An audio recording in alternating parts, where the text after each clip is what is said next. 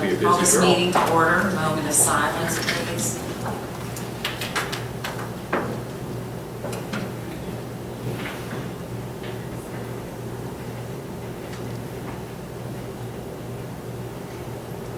All rise for the Pledge of Allegiance. Pledge allegiance to the flag of the United States of America and to the republic for which it stands, one nation, under God, indivisible, with liberty and justice for all. Roll call, Steve. Thank you, Madam President. Councilperson Boyd, Here. Councilperson Pavlicek, Here. Councilperson Riley, Here. Councilperson Sarsfield. Here. Councilperson DeLoss. Here. Madam President Demko, Here. Mayor Kubistik. Here. We have a quorum. Are there any public comments on the motions?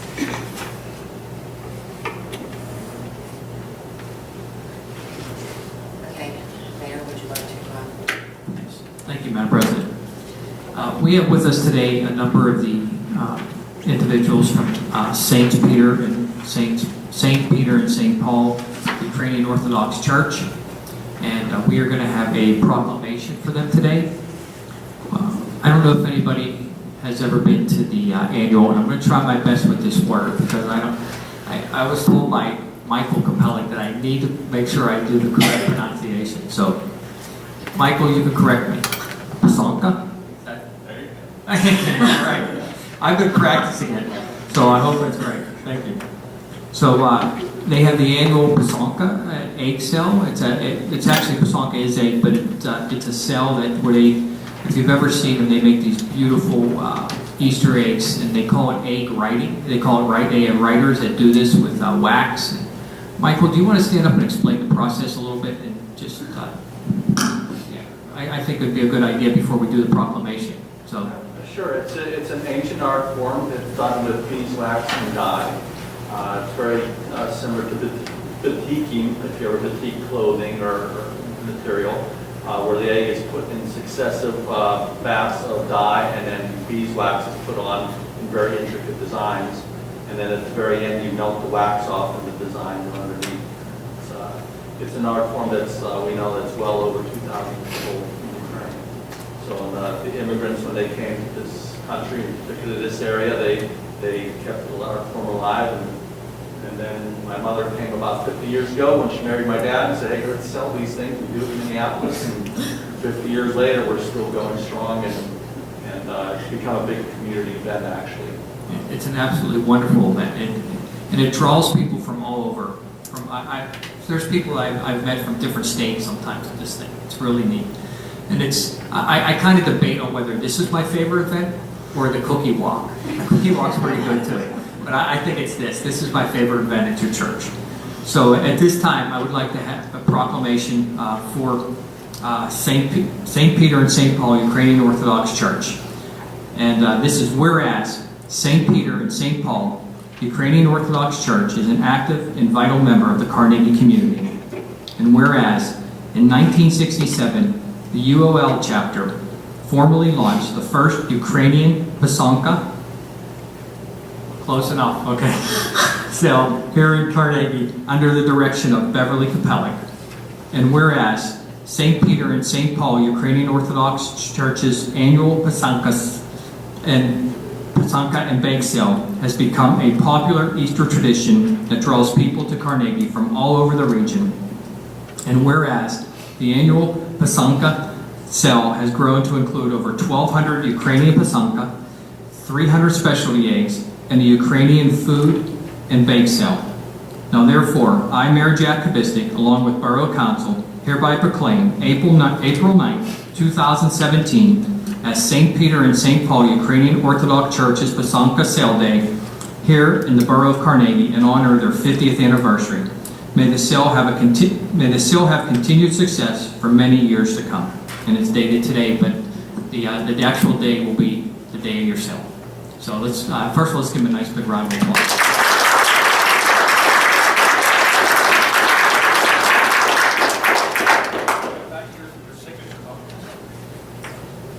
So we present this to you as a proclamation, as you can hang this up in your church, and if you want to take a picture, we'll be more than happy, so.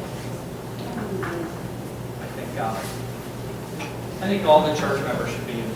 Mayor, you want to make that over here? What's These that? are on Yeah, the oh, big writers. thank you. We're going to do it over here because I always mess this up.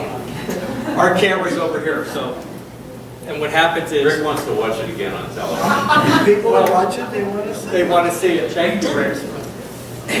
These people are all your 8th graders. Almost everyone here has been here since the beginning of the session. Yeah. Okay. In one form or another.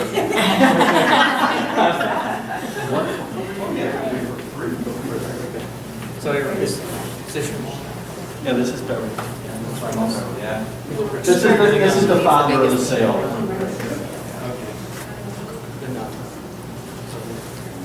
Everybody look here. Cheese. 1, 2, 3. One more. 1, 2, 3. Thank you. Very nice.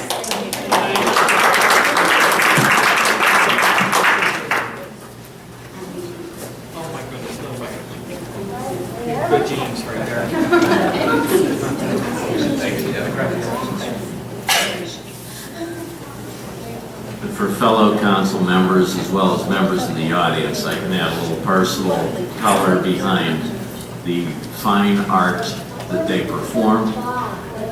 I learned at a young age that it requires more than understanding the steps that you take to make these eggs. One also needs to have a great deal of artistic capability, which I did not.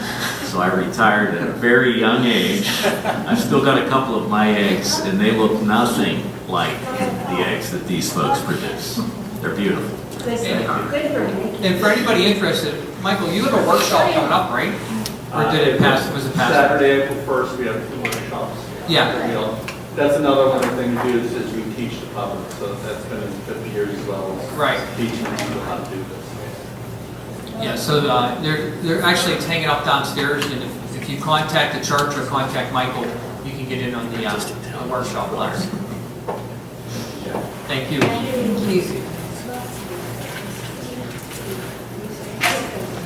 Mike? Yeah. Thank you, Madam President. I don't know how many people here present tonight. I remember studio wrestling with Bill Cardale and Ringside Rosie. Ringside Rosie, Jumpin' Johnny, the whole crew. That we had the fighting cop of Carnegie, Frank Holtz, who was chief of police here. He's actually getting inducted into the Keystone State Wrestling Alliance Hall of Fame on the 26th. They're having matches over in Lawrenceville, which I'm planning on attending.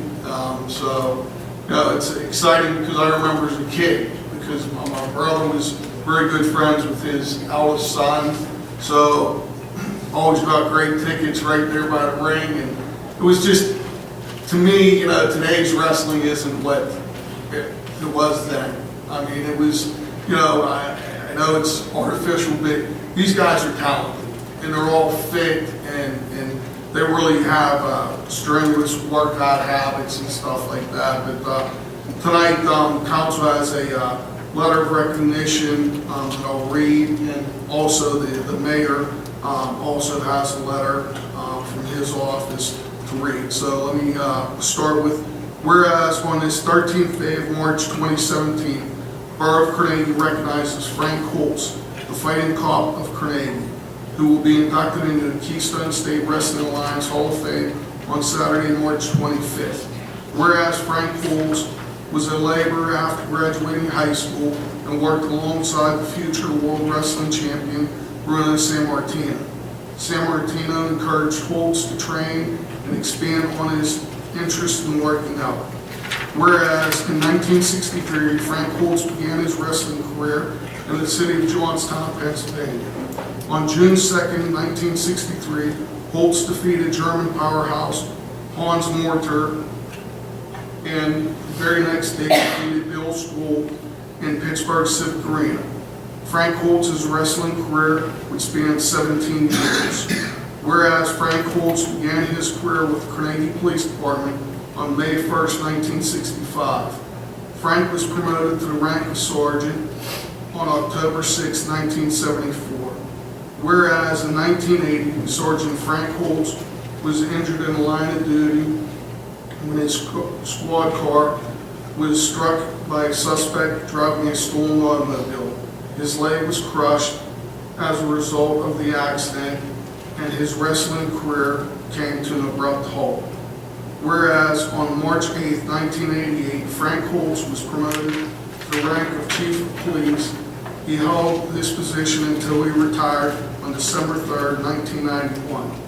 Whereas on the 13th day of March 2017, Carnegie Borough Council and the citizens of Carnegie Borough recognized Frank Holtz, the wrestler and police officer, and thanked him for his service and oath. And nobody from his family's here, but when I go on the 25th, I will present this to his eldest son. So, thank you for giving me your time and allowing me to read that into the record, Mr. Mayor. Thank you. And the individual, the head of the Keystone Wrestling Alliance had asked for a letter from our police department, our mayor, and from our borough. And so I have that letter here. I'm not going to read it because, Mike did such a good job with the resolution. So it's kind of two separate things. I think you found out about it from His son. his son. And then the head of the Keystone Wrestling Alliance contacted us and wanted a letter to present to him on the night of his award ceremony. So we have that letter here. The chief put that together, and we will be sending that along to be presented to him also. So it was a letter just congratulating him on his Hall of Fame induction. The one thing you didn't mention is Frank actually wrestled here at Carnegie one time. Wrestling folks set up a deal up at the football field on Washington Avenue, where he defeated George the Animal Steele. Yeah, George was a bad guy, so that was a big night for Carnegie. Yes. Okay, administration, council, oh, I'm sorry, Pat. See, out of sight, out of mind, guys. Seriously? Can you believe it? That'll teach you to sit in the front row. That'll teach me to sit in the front row. Good evening, everybody. It's a pleasure to be back in Carnegie, obviously. You left Carnegie? You still live here? I left up there to come over here, so now I can be on this side instead of that side. My name is Pat Katina, in case I'm the District 4 Allegheny County Council representative. I just wanted to come back tonight and tell you, obviously, that whatever I can do to possibly help you guys out, I am there for you. I know we have some meetings set up with the county, with the Allegheny County Bureau of Economic Development, to further some initiatives that are going on within the borough. It's an exciting time here for Carnegie. No matter where I go across the county, Carnegie is mentioned everywhere. They say, they hear I'm from Carnegie and they start to talk about 131, they start to talk about Bacon, they start to talk about our historic library and the agreement that we forged with them.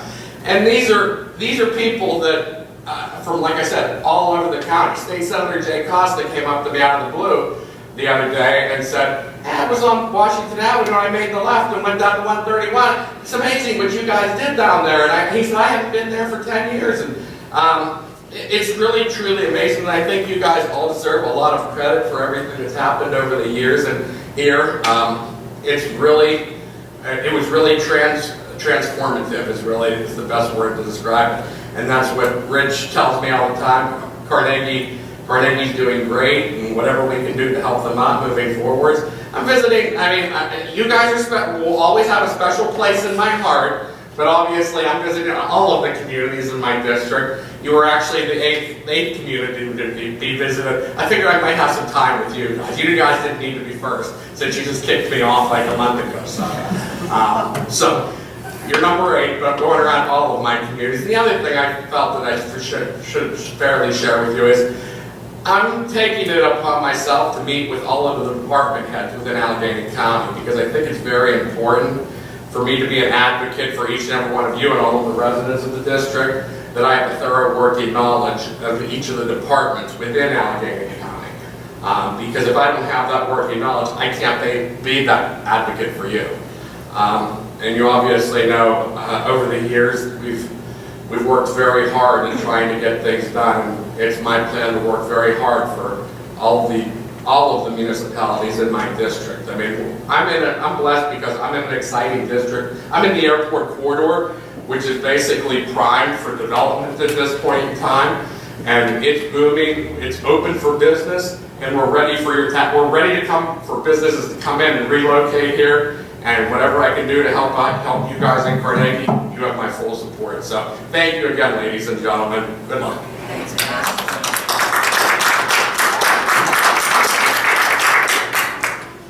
You mean you don't want your street paved or anything like that? On my street, no, I'm good, thank you.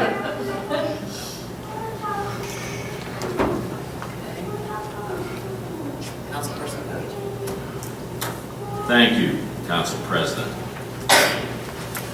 4 motions this evening. Motion 1, motion to approve the minutes from council meeting on December 12th, January 9th, and February 13th, 2017. Second? Motion has been made and seconded. All in favor? Aye. Opposed? Motion passes. Motion to accept the insurance settlement in the matter of Edna Morris v. Carnegie Borough upon recommendation of Selective Insurance. Second? Motion has been made and seconded. Discussion? Yeah, I'd like to add a little background on this.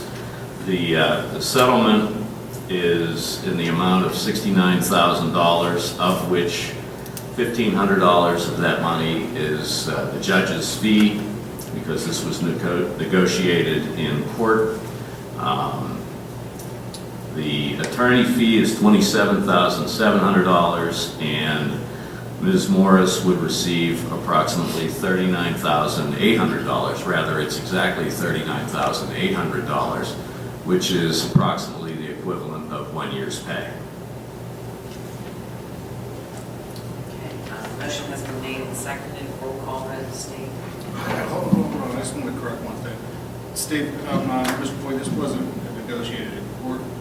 What it was the court ordered a settlement discussion where Judge Ziegler, a retired judge, was the person who came in, and that's the reason we're paying him as opposed to a regular judge.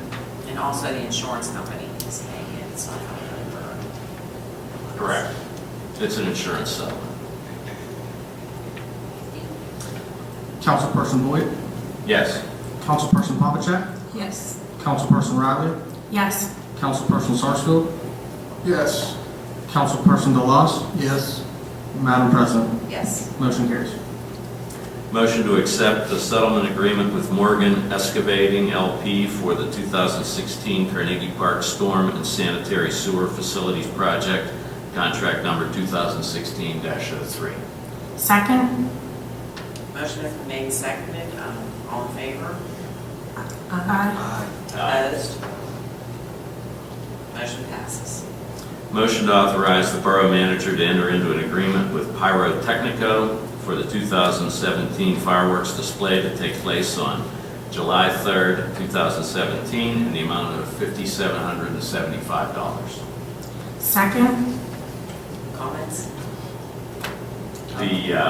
The cost this year is the same as the cost last year, which is the same as the cost the previous year.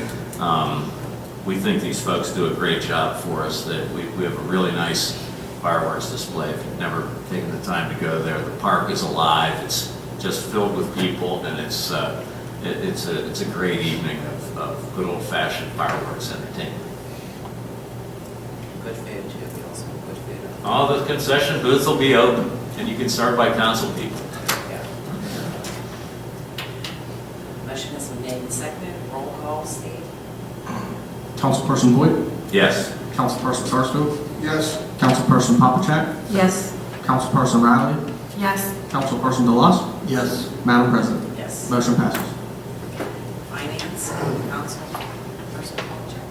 Thank you, Madam President. I have 3 motions also. First motion to approve the March bill list and the bill list addendum. Second? Motion has been made and seconded. All in favor? Aye. Opposed? Motion passes.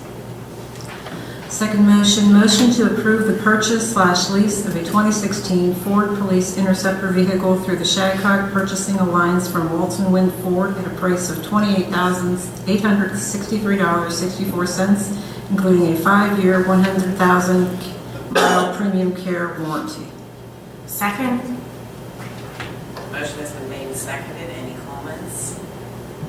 Madam President, I would mention that these two motions that you see for buying 2 police cars, we had budgeted to buy 2 police cars this year, but one of our police cars was in an accident, was totaled.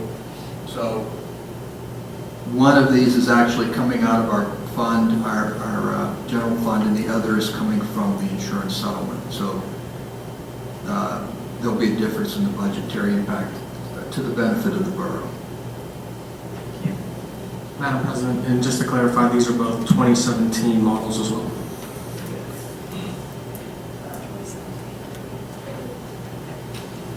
Motion has been made and seconded. Roll call. Steve? Councilperson DeLoss, Yes. Councilperson Sarsfield, Yes. Councilperson Papachek, Yes. Councilperson Riley, Yes. Councilperson Boyd. Yes. Madam President, Yes. motion passes.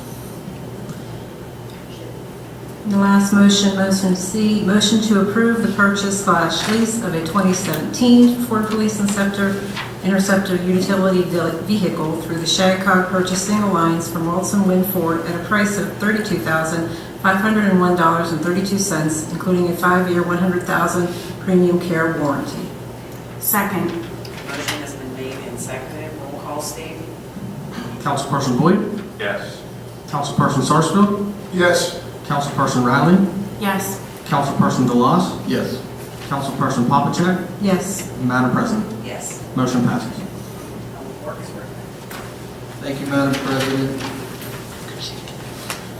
Motion 3A, motion to accept the agreement and terms for Cycle 1 of the Alcoasand Grow Program, green revitalization of our waterways for the Cooks Island Sewer Separation Project in the amount of $144,700, Grow ID 2016-01046. Second. Comments? This motion and also the 3B motion are related. We did 2 stormwater projects. These projects are already completed. We did 2 stormwater projects to get stormwater out of our sanitary sewers, and those are reflected in what we call the Cook Island separation, and then also the Capitol Drive sewer separation project in B. These are already done and paid for. We give credit to our borough manager, Steve, who found a grant program that we were able to apply to retroactively, and we will be receiving reimbursement of these monies, which is a huge impact for us, a very nice refund of almost $200,000. Motion has been made and seconded. Roll call. Steve? Councilperson Boyd, Yes. Councilperson Sarsfield, Yes. Councilperson Riley, Yes. Councilperson Papachek, Yes. Councilperson DeLoss, Yes. Madam President, Yes. motion passes.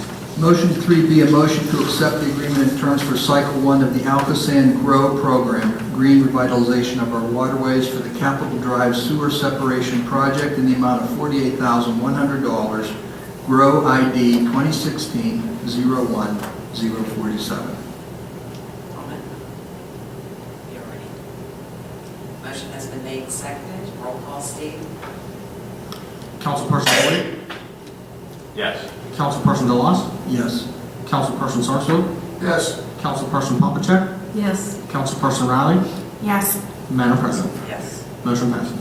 Motion 3C, a motion to accept the flow and CSO proposal from Durnock Environmental Incorporated for flow monitoring services in anticipation of the Alcoasand Grow Cycle 2 application.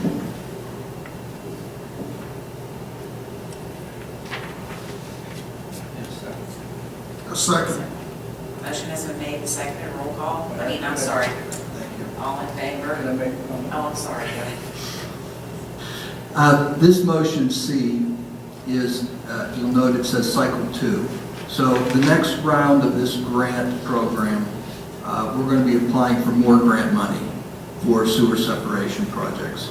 And this, under cycle 2, we're going to be applying for grant monies related to putting a storm sewer under Broadway Street from Papa J's all the way to Chartiers Creek, which means going underneath of Mansfield Boulevard. And we will be applying for monies for that as well. And as a preliminary step in that, we'll be putting some flow monitoring equipment in the sewers to see what the flow is right now before we then go ahead with the project. So that's what this motion is all about. Rick, I mentioned that, I think we failed to mention that our engineers have really been a leader in this, and they've actually been driving this, so I think our engineers have done a fantastic job on this project. Yeah, absolutely. The county, of course, everybody's familiar with the huge dollar figure attached by the county for stormwater management in the billions of dollars. And so they're very open to projects for us to do in each community. And our engineers have been really on top of that in finding projects that the Alcosan finds acceptable and is willing to help us fund. And yes, absolutely, they should get a lot of credit for pushing this. Thank you. Motion has been made and seconded. All in favor? Aye. Opposed? Motion passes. Motion 3D, I need to correct the dollar value in this motion, so you'll note when I read it, it has a different number. Motion to accept the bid submitted by Youngblood Paving Incorporated for the 2017 pavement maintenance program in the amount of $343,340.50. Second. Comments? Madam President, would you like me to read the list of streets? Sure. This is the our 2017 pavement plan, and the following streets would be included for paving in this list. Forest Drive, 1st Street, between 3rd Avenue and the dead end. Barrett Way, between 3rd and 4th. Lee Street from Washington to Kennedy. Bell Avenue from Roslyn Road to Justice. Court Street in its entirety. Dickman Street, Dunbar Street, Grandview Avenue from Forest to Summit, 5th Street from West Main to Diamond, the PNC parking lot, Elm Street from 5th to 6th, Kinney Street from 1st to 3rd, and Alice Street Extension from Grant to Modern. So it's a long list, but we had excellent bidding prices this year, so we're able to include more streets than I would say normal. Again, thanks to our engineers. They were one of the first ones to get bids out to the contractors that do this kind of work. And contractors like to build their book of business for the year as early as they can. We get very, very aggressive pricing that surprised is well below the estimates were provided by our engineers, who are generally pretty accurate in making estimates to us. So we're very, very pleased with this. Motion has been made and seconded. Roll call, Steve. Councilperson Sarsfield? Yes. Councilperson DeLoss? Yes. Councilperson Boyd? Yes. Councilperson Riley?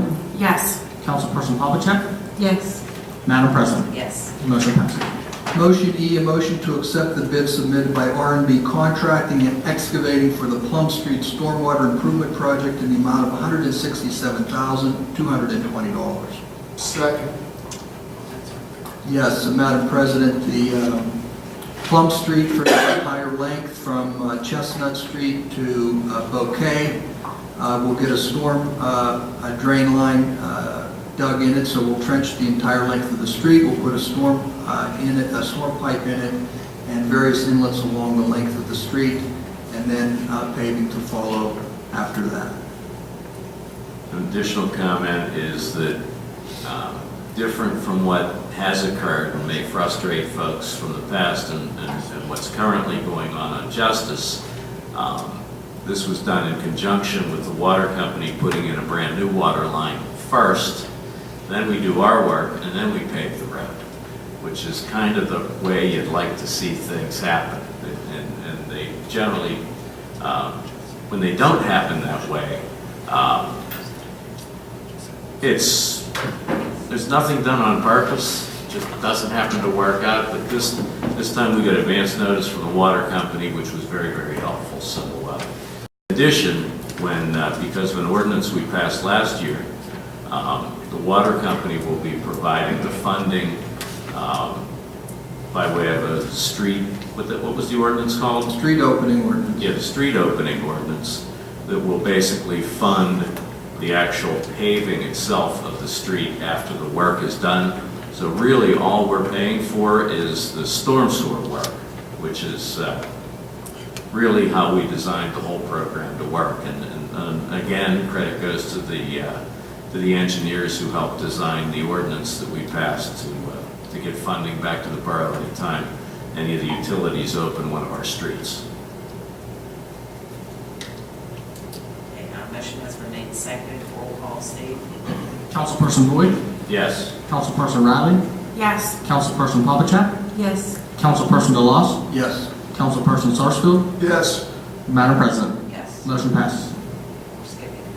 Motion F, we are tabling, we're actually not even going to read it, that we're not ready to vote on that tonight, so we're just skipping that.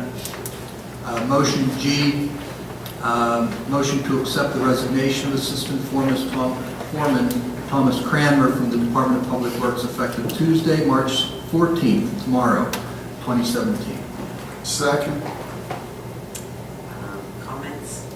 I would say that this is a big loss for our Department of Public Works. Mr. Cranmer is a real go-getter, and he's only been in the department for a couple of years, 2.5 years or so, and he's very spot on with all of his work, very diligent, very active, and effective, and it's a loss for us. There's no question about it. But he's leaving us to go on to something he wants to do, which is to be a police officer, and so can't stand in the way of people wanting to further their careers, but we will miss him. And just to expand on that, I mean, our superintendent will verify, I mean, the kid was non-stop, not a kid guy. I mean, when he did mechanically for us, getting the light poles out, I mean, you know, and Dugouts at the ballpark. right. I mean, he was just creative. And he Sidewalk just, repairs. right, just very hard work and very diligent. So we'll be, you know, people always say big shoes to fill. They will be big boots to fill, believe me. Hard to replace. Yes. Motion has been made and seconded. All in favor? Aye. Aye. I'd like to say nay. Yes, so would I. Yeah, what if we all vote no? Yeah, you can't go. You can't leave, right? Is that how it works? Keith, make sure you let them know that we contemplated voting no. There you go. Motion sadly passes. Motion H, a motion to advertise for the open position of the Carnegie Department of Public Works. Second. Motion has been made and seconded. All in favor? Aye. Opposed? Motion passes. Motion to permit Carnegie Sunday Softball Association to utilize 7th Avenue Field every Sunday for the men's softball league beginning April 1st through August 31st, 2017, from 9 a.m. to 9 p.m. Second. Motion has been made and seconded. All in favor? Aye. Opposed? Motion passes. Motion to permit Sullivan Contracting to utilize 7th Avenue Field every Monday for their men's softball league beginning April 1st through August 31st, 2017, from 5:30 p.m. to 8 o'clock p.m. Second. Motion has been made and seconded. All in favor? Aye. Opposed? Motion passes. Thank you. Plus, public safety has nothing tonight. Code enforcement, Councilperson Riley. Thank you, Madam President. Motion 5A to approve the application of Turnbull Limited Partnership, Mr. Graham Turnbull, for the lot development of 1 Walnut Street, 103-H-102, as recommended with the contingencies engineer comments by the Planning Commission on February 28, 2017. Second. Comments? I would just add, not specific to this development, but for those of you that know Graham Turnbull, his family owns Standard Ceramics, which is down behind Bob's Diner. 3 generations family-owned business, the largest art clay supplying company east of the Mississippi River. Very successful company, very well managed, and we're glad to have the Turnbulls still doing business in Carnegie, and glad to see that they're expanding their operation. Motion has been made and seconded. All in favor? Aye. Opposed? Motion passes. Motion 5B to approve the application of Mr. Scott and Ms. Eva Trout for the retail development change of use of 110 East Main Street, 103 M-322, as recommended by the Planning Commission on February 28, 2017. Second. Motion has been made and seconded. Comments? All in favor? Aye. Opposed? Motion passes. Motion C, motion to deny the application of Mr. Kenny Simmons for the residential development change of use single-family to multifamily of 522 Harrison Street, 104-S-268, as recommended by the Planning Commission on February 28, 2017. Second. Motion has been made and seconded. All in favor? Yes. Yes. Yes. No, it's to deny the motion. Yeah, we can. We're in favor. Yes. Yes, aye. Did you miss the meeting before the meeting? We only went over the 6 times. I still got it wrong. We were all reluctant to do that. Opposed? Motion passes. Administration, anything to report? Nothing this evening, Madam President. Thank you. Finance, any report? Nothing, Madam President. Code enforcement? Nothing this evening, Madam President. Public Works? I made all my comments already this evening. Thank you, Madam President. Public Safety? Yeah, just something brief. It's interesting with St. Patrick's Day coming up. Over in Ireland, they just expanded their domestic violence law. They expanded it to include denial of bank use, denial of credit cards, access to vehicles, a multitude of things. And people don't get it. You know, they say, she doesn't have a black eye, you know, or he doesn't have a black eye. But abuse is I mean, it's brutal. And you know, I'm going to take that and I'm going to try and contact, you know, our state reps and state senators. You know, if a country like Ireland can look at the significance of doing something like that, how does our country not recognize this? Whatever we do, we have to put an end to violence. I mean, the domestic violence has to stop because it damages the children in the home. It just, whatever we can do to stop it, we need to stop it. Certainly there's going to be some arguments that, but no, I don't want to hear any of those arguments. So I just wanted to simply bring that up as a public safety matter. Let my colleagues know that I'm going to make every attempt to try and, you know, see what I can do for us in this area. That's all. Thank you. And I just have one quick thing. After this meeting, we're going back in there to discuss the contracts that we got for the EMS, to try to make a decision on who we're going to keep for now. So we'll let everybody know when we know. That's all I have. Manager's report. Thank you, Madam President. I just have 2 quick things for this evening. In addition to the code enforcement and community development, we also met with a new business for 230 East Main Street, which is going to be a whiskey distillery. The planning commission did give them a preliminary approval for the use, but they still needed some details on the plan, so that's something that I will be bringing back to council. But I know that the mayor and as well as Joanne attend the planning commission meeting, so just wanted to make note of that. Number 2 is that we will be sending out our annual 2017 landlord tenant registration, which is for any rental or non-owner occupied dwelling units. Just to give a little bit of background on this briefly, is the reason for us sending this out is it gives us an opportunity to collect information from some of the tenants and different individuals in apartment buildings and houses, so that way we can go to that, and it just gives us a better idea of who is where, and allows the police department to have that if necessary, and those will be due to the municipality on June 1st, 2017. That's all I have for this evening. The other thing that the landlord tenant registration allows is for our building inspector to access each and every unit whenever a change of tenant takes place, to do a safety inspection, which goes to try to help the safety and well-being of our residents. Yeah, I just want to add to that, because the way Steve said it isn't, it was accurate, but it sounded a little rights intrusive. It's not that. It's not like the borough's trying to snoop on anybody or anything. Like get a landlord. It's basically that if there's a fire, we want to know who's there.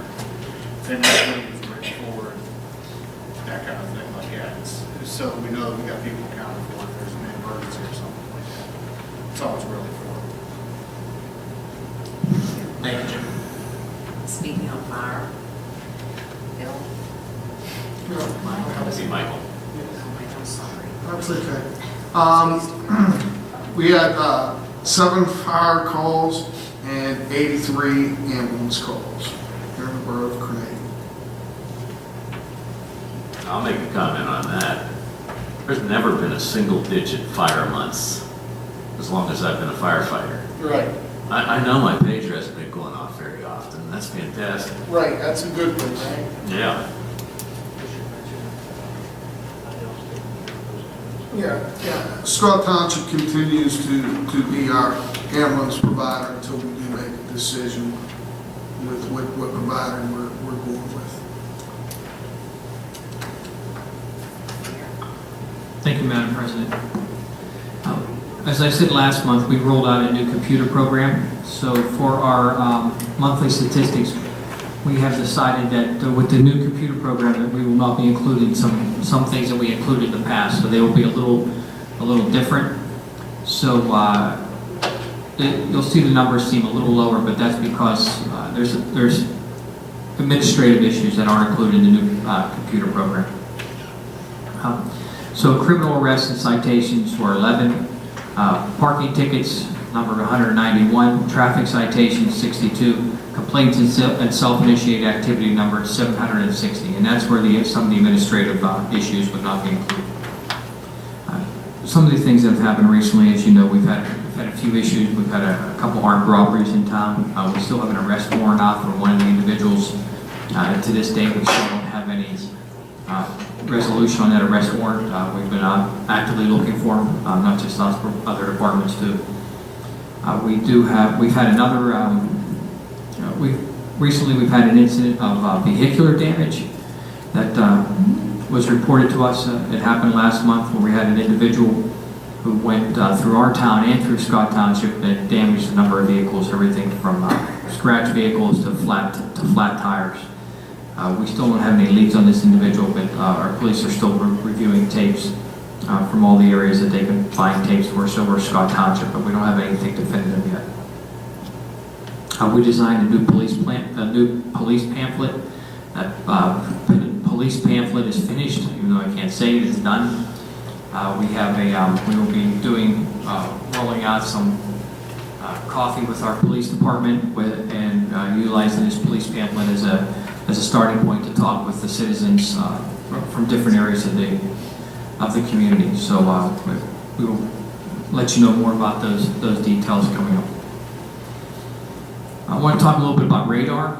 We've been trying desperately in this state to have radar passed. The Mayor's Association has been a big proponent of that, especially the State Mayor's Association. We are closer than ever, but still a little ways down the road. Give you a little update on that. Last year, there was Senate Bill 535 that would include radar as a means for speed control in local municipalities, and that passed 47-3. Just to give you an idea of we in Pennsylvania have the number one rate, or like number one when it comes to traffic deaths across the state. We're the only state in the whole United States that doesn't allow municipal police to use radar to enforce speed.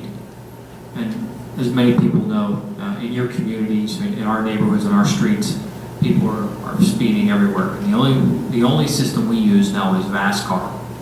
And that VASCAR is something where you have the two lines down and you time the people in between the lines, and that's when you can decide if the person's speeding. But not every area, VASCAR does not work in every area because of the twists and turns of roads. So we've been trying to get radar for the local municipalities. Last year it passed in the Senate and the House never voted on it. This year it's been reintroduced as Senate Bill 251 and House Bill 43.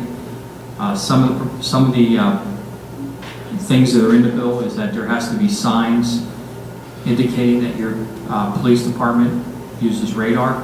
The radar has to be tested. There is a 90-day warning period. Tickets are not given unless it's over 10 miles per, points are not given unless it's over 10 miles per hour. And then you have to make an annual report to the state. And that 20%, if the money you bring in from radar is 20% of the revenue of your total budget, then anything over that 20% has to go back to the state. Which that's not going to happen. I mean, that's just ridiculous. In fact, when our police write a ticket, very little of the money stays in our community. The majority of it goes to the state. There are some tickets where we only get $12.50 or $25. So our police would have to write, just to make a dent in our budget, would have to write a tremendous amount of tickets. And that's just impossible.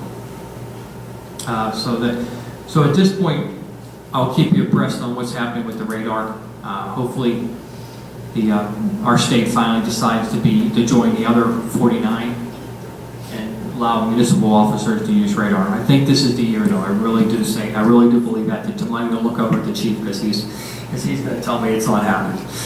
Correct me if I'm wrong, Mayor, too. One of the provisions that they put in there too, that only full-time officers can man the radar. I don't know. I didn't see that. I think that was one, which we're not faced with that at all. But Yeah. the department's part-time, they're saying only full-time officers can control the radar. Yeah. And that might be a provision. I didn't see that provision though. So that's where the radar stands.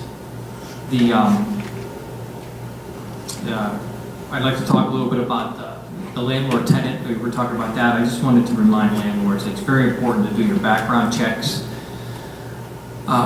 Every time a landlord re-rents to another individual, they are supposed to get an occupancy permit, and there is supposed to be an inspection. That doesn't always happen. But what we've been finding out is that we've had a number of, I don't say number, we've had a few families that have lied about living here in the borough so they can get into the school district. I've actually had an opportunity to work with the school district on a couple of these issues. Our chief has been involved. So what's happening is it's important for us to know who and where is living, who is living in the borough, and how many people are living in a house. It's a public safety issue. It's also a taxing issue. I mean, you don't want to be paying school taxes for individuals that don't even live in our community. And we found that out a few times. The other issue is too, there's all the EIT tax. We need to know that people that are living here are paying their taxes. So that's why to me, that's why it's extremely important. And more important than anything is our landlords need to be doing their background checks and really knowing who they're renting to, so that we don't have problem tenants in the community. I want to say we have a couple other events coming up here. We have an event off at Carnegie stage from Off the Wall Theater. It's This Is Why We Can't Have Nice Things. That's coming up on March 18th. I saw that show before. It's a really good show, so if you get a chance to see it, go ahead. I don't know if this is the last run of it or not. It's a funny show. The Carleton High School musical is at the end of the month, March 30th, 31st, April 1st, April 2nd. Sound of Music, and tickets are still available. You can call the school at extension 2745 or else go online. All right, check it out at their website. And then, of course, we have the 5K, which is April 29th. We're still seeking registrations for the 5K. We're hoping for this to be a banner year. It's our 10th anniversary. We have some redesigned T-shirts. So if you're sick of the old T-shirts, there'll be a new design on the T-shirts. And that's worth the price of admission right there. So Carnegie 5K is April 29th, 8 a.m. sharp. Be here. You can walk it. You can run it. You can bring your dog. Whatever you want to do to have a good time that day, just come on down. If you just want to hang out on the side and watch other people walk it, feel free. You don't have to pay your administration, but pay your fee, and then we'll count that towards our bottom line. But anyway, and one last event that I do want to share with everybody is we will be having the Festival of Colors again this year. At this time, if you follow in the paper, in India, it's their Holi festival, which is not a religious ceremony. It's a ceremony that brings spring. It's the welcome spring, and it's where they throw the colors on each other. We're going to be doing that again this year. It'll be a free event. There'll be a band. People can throw colors on each other, and it'll be April 22nd. I think that's a Sunday. If it's that Sunday, if it's the 22nd is a Sunday, or if it's the 23rd is a Sunday? 23rd is a Sunday. Then 23rd, it'll be April 23rd, and from 12 to 4. And then the only thing you have to do is purchase your colors. There's a free band, and there'll be food. There'll be you can purchase and come and enjoy that. It'll be a nice day here in the borough. 12 to 4. And that's all I have today, Madam President. Thank you. Is there any public comment? State your name and... My name is George Hunchar. I live at 36 Sigmund Drive. I came for one subject that the bidding process gave me a question for another situation. Forest Avenue that you're going to pave is half Scott Township.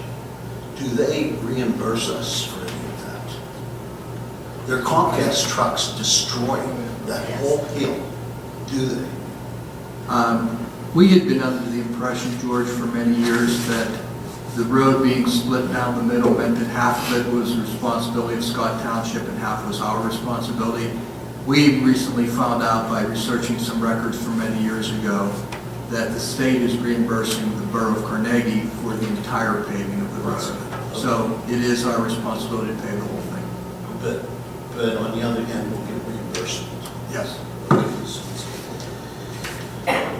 I have questions. In a single-family development like where I live, microphones are sort of troublesome. Could a single-family home be bought and then rented in a single-family development? Yes. It can. It could be rated as a single-family home, yes. Is that right? Yes. It could be bought to rent. That's correct. Okay. Yeah. There's a home at 203 Ingrid Place, and we're finding out that it is going to be rented. We're not sure if it's going to be rented. It's Section 8. Do you know anything about 203 Ingrid Place? Besides what Mr. Andra and I have discussed so far, We did get an occupancy application for the property as a single-family dwelling. They weren't, I mean, as you know, they've been doing a little bit of work, basic painting, carpet cleaning at this point. Mr. Hotchauer and I spoke today, and the code enforcer and I have been waiting to get some information from the current property owner. So I think that once we have the opportunity to speak with them, we'll have a little bit better idea as far as what they're doing. And I think that, what pretty much the neighborhood's concern was, they're getting rumors as far as what may or may not be going in there. And we're just trying to find that out right now.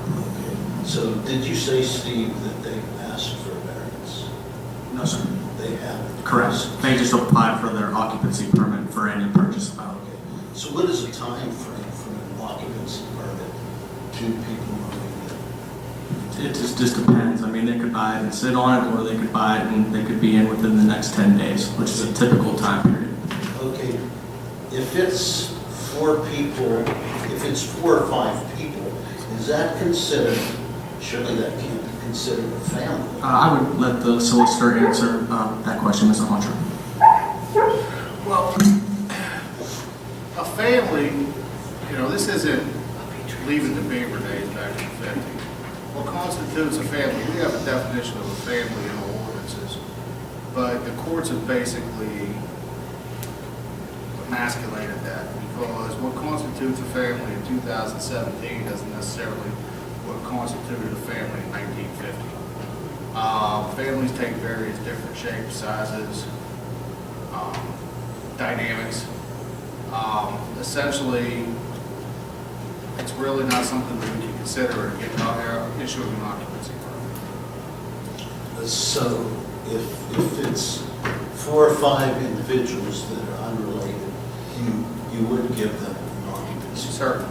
More than likely. I can't say in every circumstance. Okay. If this Are we talking about like a shared kitchen and a shared bathroom, or are there going to be? We're not sure, because Right. we don't know anything. A lot of this is rumors, and one of the rumors is, and we're not sure if it's true or not, is that supposedly the people there, which we would welcome them if they're in wheelchairs and so forth, but it's 2 floors. So people in wheelchairs can't go downstairs and upstairs. So it's going to have to be divided. So it's going to be a duplex. Would a duplex fit into single family?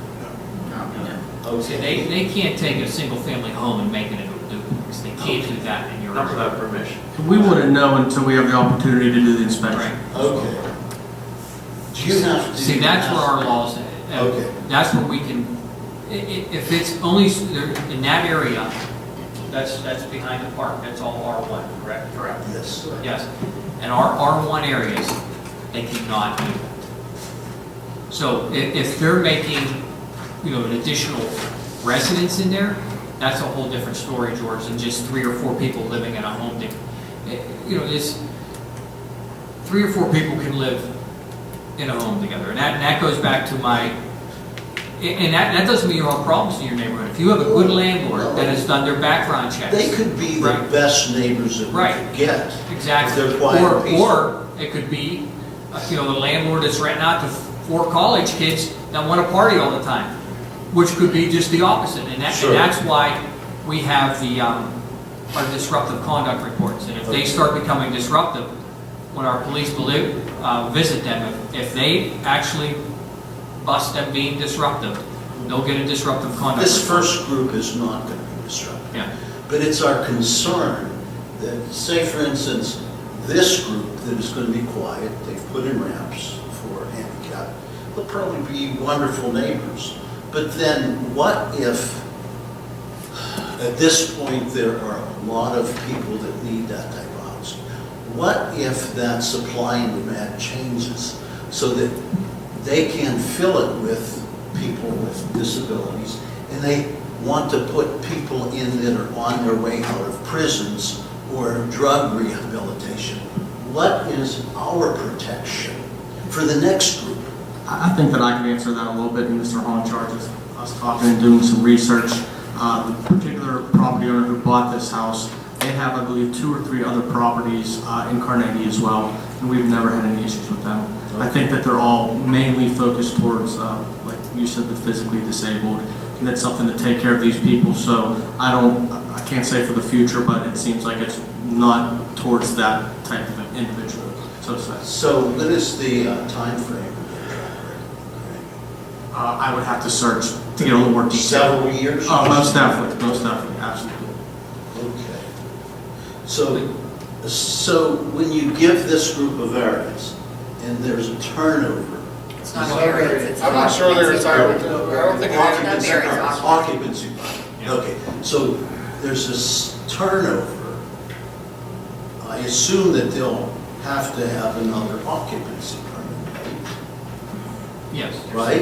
So if those people, 3 or 4 years down the road, are coming from prison, or drug rehabilitation, we could stop that, or you could stop Well, they that? have to That's get not- another occupancy permit, they can't That's- just, Yeah, that's not What the you have to different understand thing. is occupancy permit has nothing to do with who occupies. Yeah. It says the building's safe, does it meet the minimum codes, et cetera. The landlord determines who lives there. And if someone who's getting out of prison or someone who is on rehab because they're getting off of drugs or whatever meets the criteria of that landlord, the borough doesn't have any jurisdiction over that.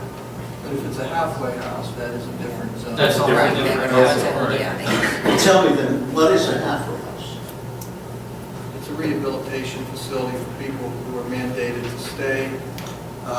Rehabilitation typically for people with criminal backgrounds, for them to stay while they're being rehabilitated into society, and they're obligated to stay at those residences.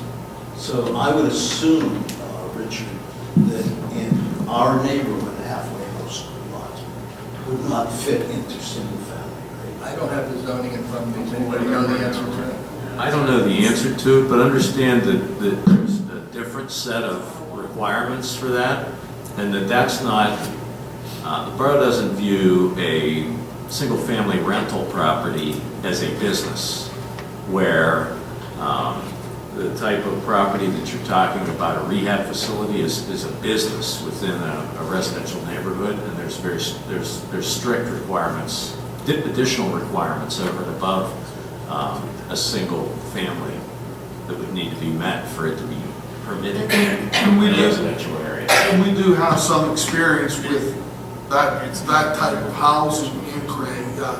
One on Beechwood, and then there's another on Morrow Avenue. So we do have some experience, and as Mr. Boyd stated, there's some stipulations there as to how they're named as opposed to just a single family home.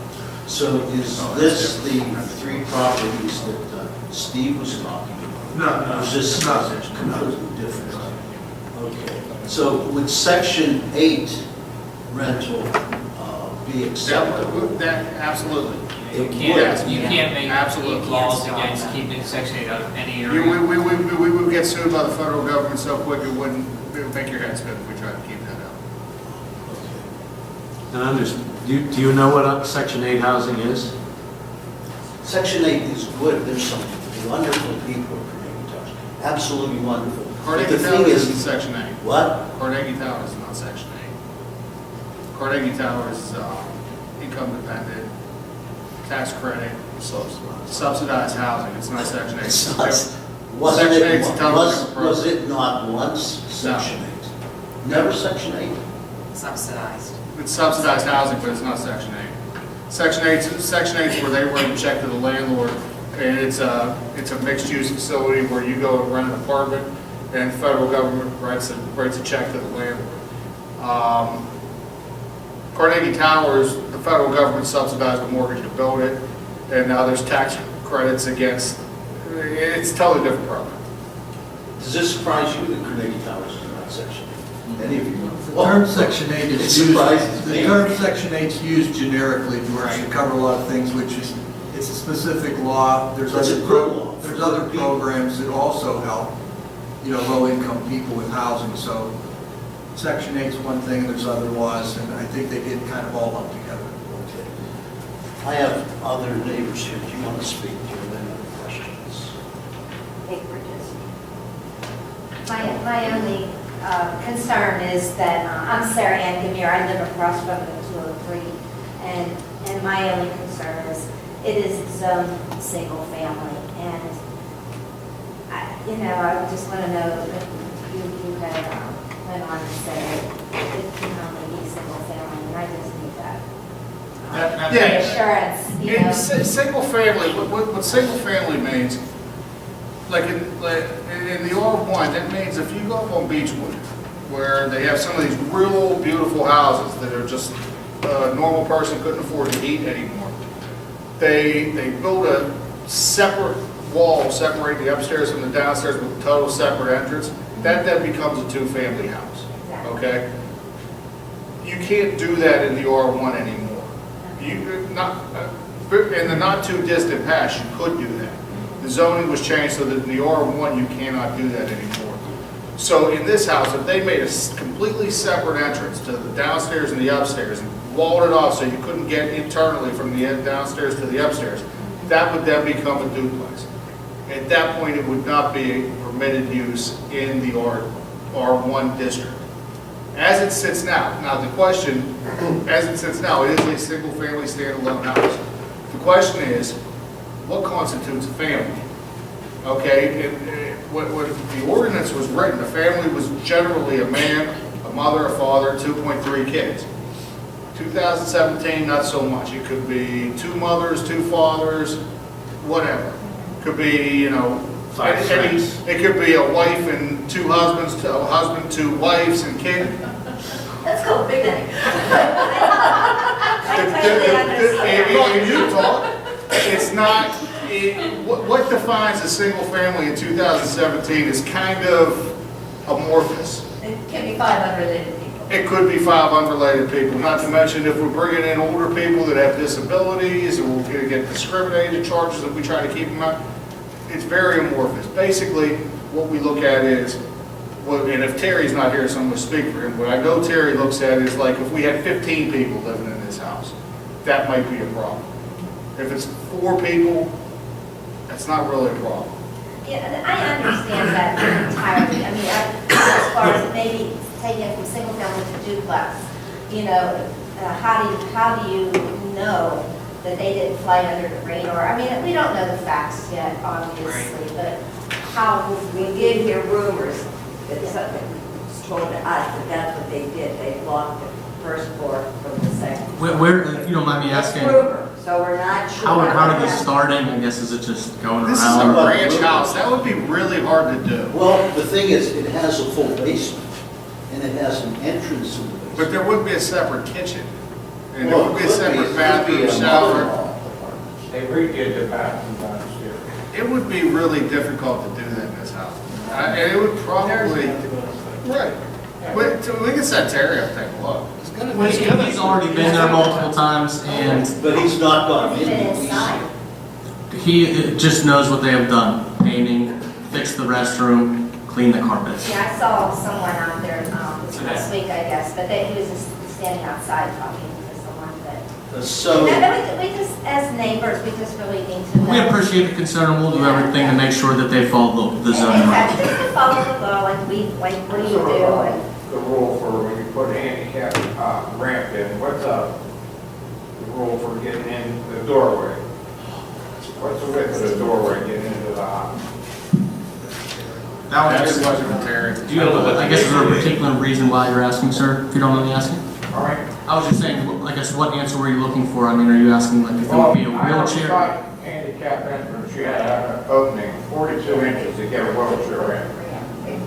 I don't think so. They put a ramp in for handicap, and the doorway's still only a 36-inch opening. I think I'm remembering the library that ours are accessible when it's 36 inches though. We don't have any 42-inch. Yeah, I mean, that would be, to be honest with you, that would be a question for the code officer. He'd know that off the top of his head. I don't think anybody here right now would be able to answer that question. But I can't swear to that, but I think. And if you want, just keep checking with Steve to see what he proposed. I'd be happy to communicate with Mr. Honchar if he wants to relay whatever. I have no problem. I appreciate that. I have 2 final questions. So, if they cut off the stairs from the first floor to the basement, that would be considered a duplex. Well, they'd have to go with a completely separate entrance to But it. there is, at this point, they do. They do, because there's some mother-in-law's apartment downstairs that has everything. It could be. So if it were turned into a duplex, it would fit into our zone. Okay, but before Terry issues the occupancy permit, Okay. he's gonna go up there and inspect it. Because remember, the occupancy permits to make sure that there's proper fire escapes, so on and so forth. So before he issues that occupancy permit, he's gonna go in there. He's gonna see what they've done. If they've divided it into two separate apartments, then he's gonna bring them back, he's gonna charge them with a zoning violation. Okay, but what if they don't, what if by chance they didn't cut off the stairs? But these people are handicapped, so the first floor people can't go downstairs, and the downstairs people can't go upstairs. It is in fact then a duplex, right? No, It is. no. Because they're in wheelchairs, they can't go downstairs. That would be Downstairs can't different, go George, up. than if you had a relative of yours staying with you in a wheelchair and they couldn't get up the stairs. I mean, that's the same thing. Okay. Well, just see what happens. Thank you. Now, if all of a sudden you see a second mailbox go on the outside of the building, That's a good thing, right? Yeah. because they've got apartment 1 and apartment 2, we would encourage you to let us know so that we can inquire why there's 2 mailboxes. Okay. That was good. Thank you. Actually, I always encourage anybody when they see something in their neighborhood that they have questions about to call, because things are missed.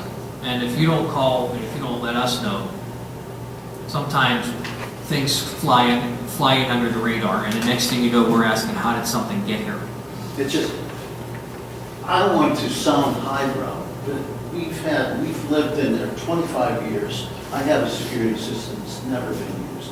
The police even call us, and I don't want to sound properly, they call us our neighborhood, Upper St. Carnegie Park. And we just like the peacefulness of that place. It's just a wonderful place, and we don't want it disrupted. Please. And my husband's been calling many times since we found out about this, and no one's returning his calls. If for some reason haven't called down, because literally we probably talk to 10 different people every day, so. Well, I'd be happy to give you, yes, I'd be happy to give you my number if he wants to call tomorrow. Anybody else, Maggie? Sure. I have so much to say, I'll say it really quick. Wednesday night is our second listen locally downstairs. We have a singer-songwriter coming in. You can vouch for it. It's a really fun, informal thing. Happy hour where the music is the draw. Henry Pachorski. Next Friday and Saturday, we have our first, I guess it's an evolution of Tied to the Arts, the Carnegie program, where we're having an art show from 6 to 9 on Friday and all day on Saturday, then with musical program interspersed.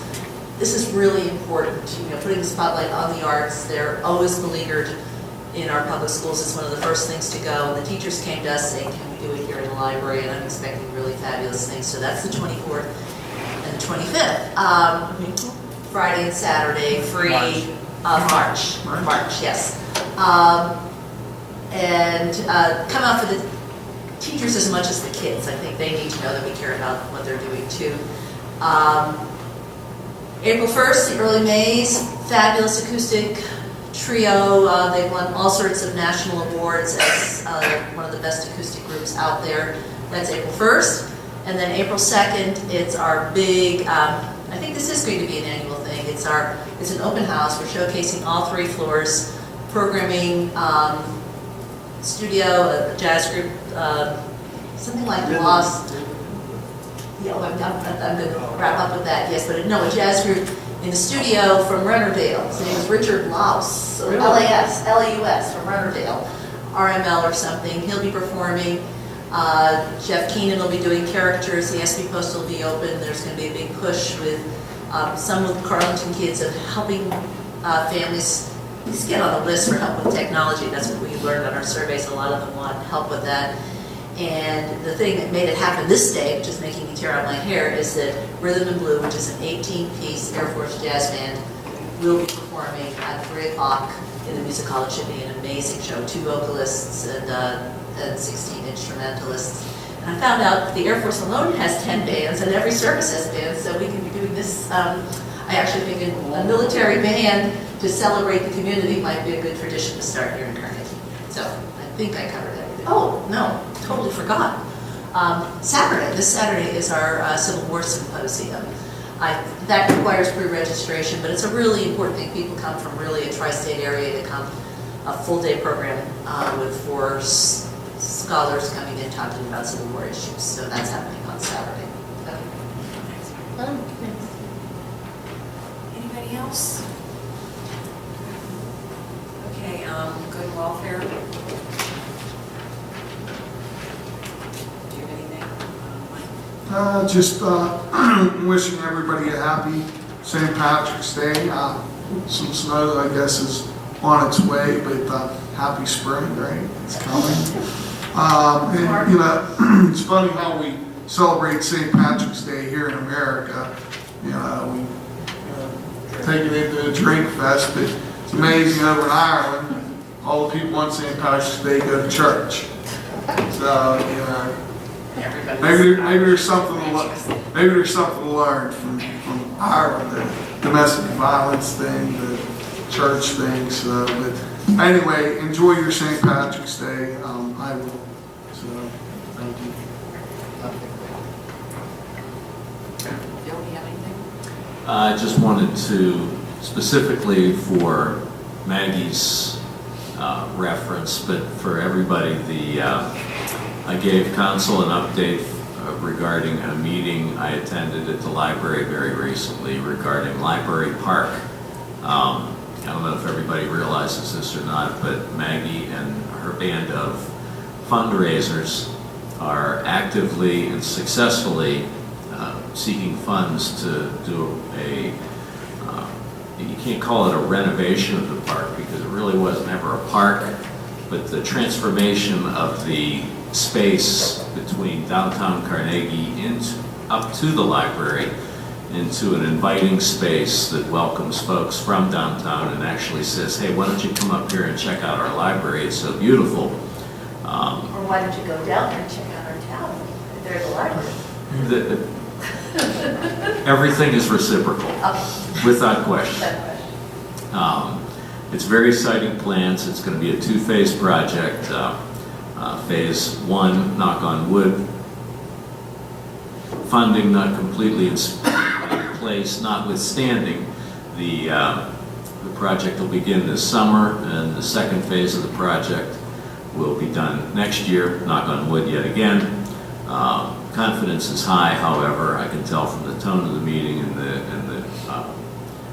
folks that are attending there fully expect that all the plans will come to fruition, and it's really going to be beautiful, and it's just going to take this great asset that we have and make it much more prominent and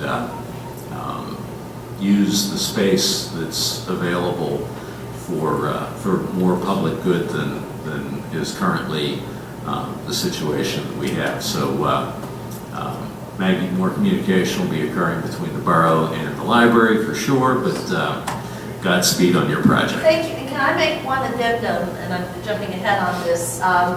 One of the things we're going to have in the park is some sort of sculpture, public art. And I just confirmed this today that Renee Paichaki, who's head of the Office of Public Art for Greater Pittsburgh, offered, she actually said to me, Maggie, if you know what you're going to do, you don't need me, but if you want to have an open mind and see what can be done, I'll come and do a presentation. And I would like to invite everybody, because yes, we may have 3 or 4 pieces of sculpture that we'd love to have community input into, but as we think about Main Street and the developing and public art, maybe something we do. So I think I'll go through Joanne on that, but I'd love council people to come, because she actually said, preconceived notions, you don't need me, but to open your mind. It'll be at 10 o'clock on Monday, March 27th, where she just sort of says, these are the things you can think about with the park and the library. So I would love it to be a broader input for that. Thank you for extending the conversation. I was going to send that out to all the, especially the East Main Street people, the business owners, to get involved. Great. Thank you. Thank you. Yes, my RSVP is I have another meeting that day. Okay, that's Sorry. fine. Nothing this evening, Madam President. Nothing this evening, Madam President. Okay, motion to adjourn? Oh, that's right, we can adjourn, can't we? You guys can all go, we have to go back in there.